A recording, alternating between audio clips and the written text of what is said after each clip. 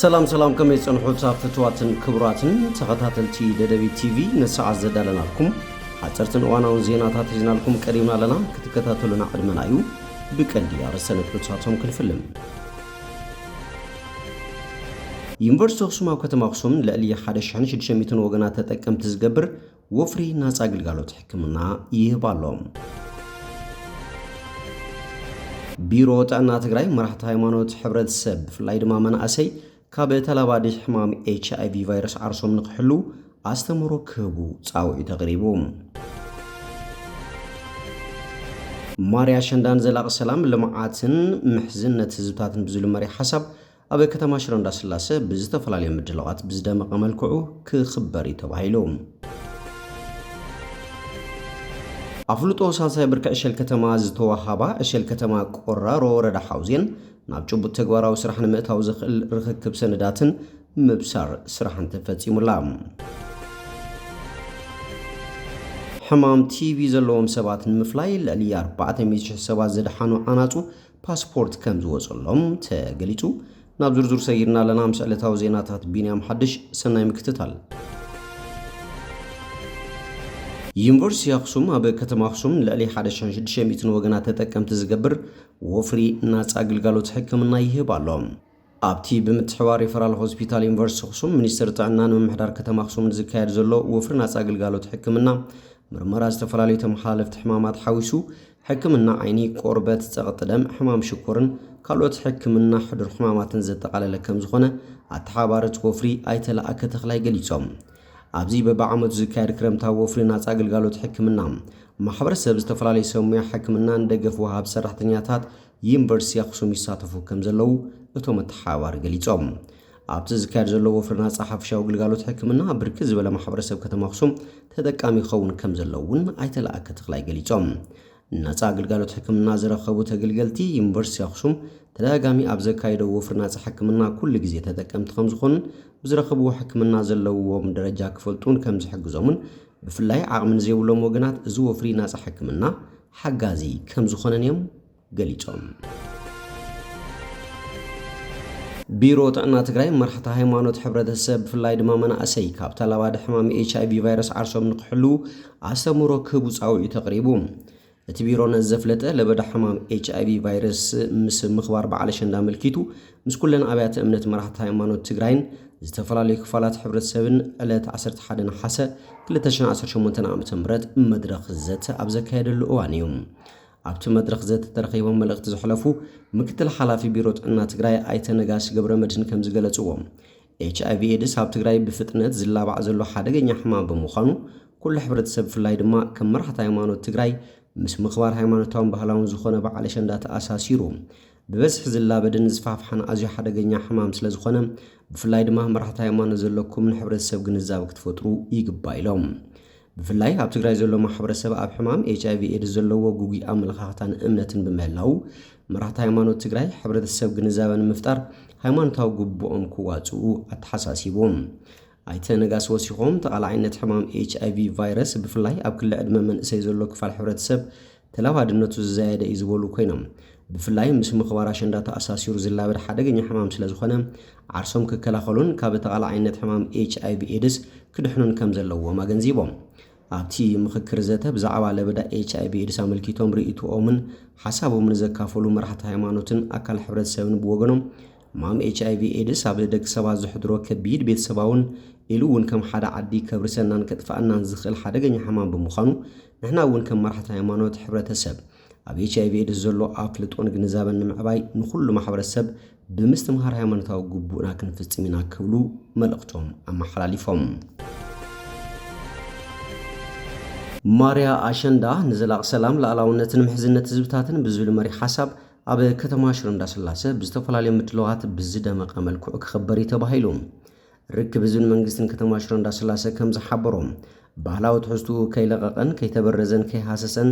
ዝዕቅ ቀበሉን ንቀጻል ወለዶ ሰጋገሩሉን ምቹ ባይታና መፍጠር ብዛዓለመ ከም ዝኽበር ሓቢሮም አሸንዳ ማርያ ቁጠባዊ ማህበራዊ ፖለቲካዊ ዲፕሎማሲያዊ እንጸት ምስሊ ስነ ልቦናዊ ሕውየት ሞራላዊ ብራኸ ረብሓታት ይህልዎ ዝበለ እቲ ቤት ጽሕፈት አምጥን ኻር ሓድነት ምጽናዕ ሰላም ከምኡ ድማ ምርጋጽ ዕርቅን ተስፋን ትግራይን ተጋሩን ዓብይ ተራ ክህልዎ ምግባር ኣገዳሲ ምዃኑ ሓቢሮም ህልዊ ፈተናታት ትግራይ ትውፊታት ማርያ ኣሸንዳ መሰረት ዝገበረ ዓብይ ብሄራዊ ኣጀንዳ ናይ ምርዳእ መደባት ምክያድ ኣካል መፍትሒ ህልው ማሕበረ ቁጠባዊ ፀገማትን መስሕብ ኢንቨስትመንት ትግራይ ክኸውን ምግባር ዝዓለመ ስራሕቲ ከም ዝስራሕ እውን ኣፍሊጡሎም እቲ በዓል ማእኸል መናገዒ ቱሪዝም ትግራይ ንኸውን ምስ መዳርግቲ ኣካላት ብዝተዋደደ መንገዲ ብምስራሕ ብሰንኪ ኩናትን ድሕሪኡ ስዒቡ ዝመፁ ፀገማትን ኣብ ከቢድ ፀገም ወዲቐን ዝርከባ ደቂ ኣንስትዮ ሓገዝ ክግበር ምግባር ዝብሉን ካልኦትን ትኩረት ምግባር እውን ኣካል እቲ በዓል ምዃኑ ርክብ ህዝብን መንግስትን ከተማ ሽረ እንዳስላሴ ጸብጺቦም ኣፍልጦ ሳልሳይ ብርኪ ዕሸል ከተማ ዝተዋሃባ ዕሸል ከተማ ቆራሮ ወረዳ ሓውዜን ናብ ጭቡጥ ተግባራዊ ስራሕ ንምእታው ዝኽእል ርክክብ ሰነዳትን ምብሳር ስራሕን ተፈጺሞም እቲ ርክክብ ሰነዳትን ምብሳር ዕላዊ ስራሕን ቤት ማዘጋጃ ዕሸል ከተማ ቆራሮ ነበርትን ኣመራርሓን ዕሸል ከተማን ጣብያ ቆራሮን ኣመራርሓ ወረዳን ዝምልከቶም ሰሙያን ኣብ ዝተረኸቡሉ እቲ ከይዲ ስነ ስርዓት ርክክብ ተፈጺሞም ሓላፊ ቤት ጽሕፈት መሬት ወረዳ ሓውዜን ኣይተ ኣጽባሃ መዝገበ እቶም ሳልሳይ ብርኪ ዕሸል ከተማ ቆራሮ ዕላዊ ስራሕ ንምጅማር ዘድልዩ መሰረታዊ መረዳእታታት ሃፍተ ገነትን ጸጋታትን ቀጻሊ ዕብየት ዕሸል ከተማ ዘረጋግጹ ዕድላትን ስፍሓት መሬትን ዝሓዙ ዓበይቲ ሰነዳት ልምዓት ምዃኖም መብሪሆም እቲ ዕሸል ከተማ ኣብ ትገብሮም ኩለ መዳይ ምንቅስቃስ ልምዓት ቤት ጽሕፈቶም ኣብ ዝኾነ እዋን ሰሙያ ብምልኣኽ ሓገዝ ከም ዝገብር እውን ኣይተ ጽባሃ መዝገበ ረጋጊጾም ዋና ማሕዳርታ ወረዳ ኣይተ ገብረ ህይወት ገብረ ኢየሱስ ብወገኖም ቀንዲ ዕላማ ምጥያሽ ከተማታት ኣብተን ከተማታት ዝርከብ ሃፍተ ገነትን ሓይሊ ሰብን ኣዋዲድካን ፀንቂካን ብምጥቃም ብውሽጣዊ ዓቕሚ ዝርግሐ መሰረተ ልምዓት ብምዝርጋሕ ሕብረተሰብ ተጠቃሚ ልምዓት ምግባር ከም ዝኾነ ብምግላጽ ነበርትን ኣመራርሓን ኣብ ጎኒ ቤት ማዘጋጃ ዕሸል ከተማ ቆራሮ ክኾኑ ከም ዝግባእ ብምትሕሳብ እንኳዕ ደስ በለኩም ክብሉ ገሊጾም ኣብ ስነ ስርዓት ምርኻብ ዝተረኸቡ ነበርቲ ከተማን ጣብያን ቆራሮ ብግዲኦም ክጽበይዎ ፀንሑ ሕቶም ጅማር ስራሕ ዕሸል ከተማ ቆራሮ ኣብ ሓፂር እዋን መልሲ ረኺቡ ቤት ማዘጋጃ ተጣይሹ ናብ ዕላዊ ስራሕ ክእቶ ብምኻሉ ሓጎሶም ወሰን ከም ዘይብሉ ተዛሪቦም ክብል ጉዳያት ኮሙኒኬሽን ወረዳ ሓውዜን ጸብጺቦም ሕማም ቲቪ ዘለዎም ሰባት ንምፍላይ ልዕሊ 400,000 ሰባት ዝድሓኑ ኣናፁ ፓስፖርት ከም ዝወጻሎም ተሓቢሩ እዞም ኣናፁ ሕማም ቲቪ ዘለዎም ሰባት ንምፍላይ ልዕሊ 1 ሚልዮን ቅምሶታት ብምጭናው መርሚሮም እዮም በዚ ድማ ልዕሊ 400,000 ሰባት በቲ ሕማም ከይተጠቕዑ ንምድሓና ክኢሎም ብተወሳኺ ዓውደ ውግእ ኣብ ዝነበሩ ከባብታት ዝተቐበሩ ነተጉቲ ብጨና ብምፍላይ ነቲ መሬት ካብ ሓደጋ ናጻ ኣውፂኦም ወዮም በዚ ኩሉ ኣበርክቶኦም ድማ ሂሮ ራትስ ጀጋና ናጹ ተባሂሎም ብሳይነሳዊ መፀዊዖም ድማ ክሪሲቶሚስ አንሶርጂ ይበሃሉ እዞም ኣፍሪካን ጃያንት ፑችድ ራትስ ገዘፍቲ ኣፍሪካውያን ኣናጹ ብዝብል ስያመ እውን ዝፍለጡ እንስሳት ብበዝሒ ኣብ ትሕቲ ሰሃራ ኣብ ዝርከባ ሃገራት እዮም ዝነብሩ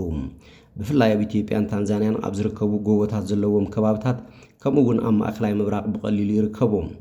እዞም እንስሳት ካብ ካልኦት ዓሌታት ኣናጹ ፍልይ ዝበሉ እዮም ሕማም ቲቢ ነተጉትን ብጨና ካብ ምፍላይ ሓሊፎም ከም ምንቅጥቃጥ መሬት ዝበሉ ተፈጥሯዊ ሓደጋታት ከጋጥሙን ከለዉ ኣብ ትሕቲ ፍርስራስ ተቐቢሮም ብሂወት ዝተረፉ ሰባት ኣብ ምድላይ እውን ኣዝዮም ጠቐምቲ እዮም 200,000 ቁምሶ ብጨና ብምፍላይ ልዕሊ 3,000 ሳምባ ንንቀርሳ ዝረኸበት ካሮሊና ትበሃል አንጭዋ ጥሮታ ክትወፅን ከላ ዓብይ ዜና እዩ ነይሩ ዶክተር ተፈራ በላቸው ብዛዕባ ዞም ኣናፁ ኣውጊዕዋ ይጸግብን እዩ ንሱ ብኣናፁ ተሓጊዙ ምርምር ናይ ዘካየድ ቤልጅየማዊ ትካል ኣፖፖ ዞባዊ ሓላፊ እዩ ብፍላይ ኣብ ምርምር ቲቢ ውፅኢታዊ ኮይኑ ሕማም ቲቢ ካብ ዝፈታተነን 30 ሃገራት ዓለም እተን ዝበዝሓ ኣብ ኣፍሪካ እየን ዝርከባ ስለዚ ድማ ትካል ኣፖፖ ኣብ ናይጀርያ ሴራሊዮን አንጎላን ካልኦት ሃገራት ኣፍሪቃን ፈተነታት የካይዳሎ ዶክተር ተፈራ ብሞይኡ ናይ ሕክምና ዶክተር ኮይኑ ቦትስዋናን ደቡብ ኣፍሪቃን ሓዊሱ ኣብ ዝተፈላለየ ሃገራት ኣፍሪቃ ከምኡውን ኣብ ማእኸል ምቁፅጻር ሕማማት ኣሜሪካ CDC ሰሪሑ እዩ እዞም ኣናፁ ኣባላት ናይ ዝጉጅለ ምርምር እዮም ናይ ገዛ ርእሶም ስም ፓስፖርትን ማእኸል ጥሮታን ኣለዎም ሓደ ግዜ ምስራሕ ስለ ዝስልችዎም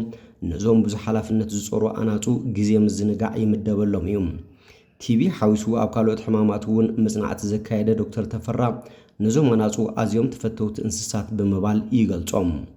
እዞም ኣናፁ ኣብ ታንዛንያ ዝርከብ ማእኸል ትካል ኣፖፖ እዮም ዝራብሑ እንስሳት ንዝተፈላለየ ሳይንሳዊ ምርምራትን ፈተነታትን ምጥቃም ልሙድ እዩ ንኣብነት ኣኽላባት ኣብ ትሕቲ መሬት ዝተቐበረ ነታዊ ብጨና ንኽፈልዩ ይስልጥኑ እዮም ዓቕምታት ምሽታት ኣናፁ ግና መወዳድርቲ የብሉን ደቂ ሰባት ኣብ ኣፍንጮም ልዕሊ 400 ጫፋት መትነ ኣለዎም ኣኽላባት ድማ ካብ 800 ክሳብ 900 ይበጽሕ ናይ ኣናፁ ግን ኣስታት 1200 እዩ በዚ ምኽንያት እዚ ድማ እዩ ኣዝዩ ልዑል ዓቕሚ ምሽታት ዘለዎም ዶክተር ተፈራ ከም ዝብሎ ትካል አፖፖ ብቐንዱ ዝተመስረተ ኣናፁ ነተውክቲ ብጨና ብምሽታት ንኽፈልዩ ንምስልጣን እዩ ኣኽላባቱ ነተውክቲ ብጨና ምፍላይ ዝኽእሉ እኳ እንትኾኑ ኣናፁ ግና መጠኖም ንኣሽቱ ስለ ዝኾኑ ዝያዳ ተመረፅቲ እዮም እዞም ኣናፁ ምግቢ እንተተዋሂብዎም ካልእ ዝሓትዎ ነገር የለን እዞም ነታጉን ሕማም ቲቪን ብጨና ብምፍላይ ተመረፅቲ ዝኾኑ ዓሌታት ኣናፁ ኣብ ኣባይትን ከባቢናን ካብ እንሪኦም ኣናፁ ዝተፈለዩ እዮም ሳይነስ ዝመርጾም ኣናፁ ብቐሊሉ ዝላመዱ ኮይኖም ክሳብ 11 ዓመት ይነብሩ ኣብ ገዛ ዝረኣዩ ኣናፁ ግና ልዕሊ 2 ዓመት ዕድመ የብሎምን እዞም ትጉሃት ኣናፁ ኣፖፖ 8 ዓመት ምስ ሰርሑ ጥሮታ ይወፁ ጥሮተኛታት ኣናፁ ፀሓይ ይጽለዉ ይዘናግዑ ኣካላዊ ምንቅስቃስ ወይ ከዓ ስፖርት ይሰርሑ ኣብ ናሕሲ ይዛወሩ እቲ ዝፈትውዎ ምግቢ ድማ ይወሃቦም ኣቮካዶ በነና ብርጭቅን ጠስሚ ኦቾለንን ብጣዕሚ እዮም ዝፈትዉ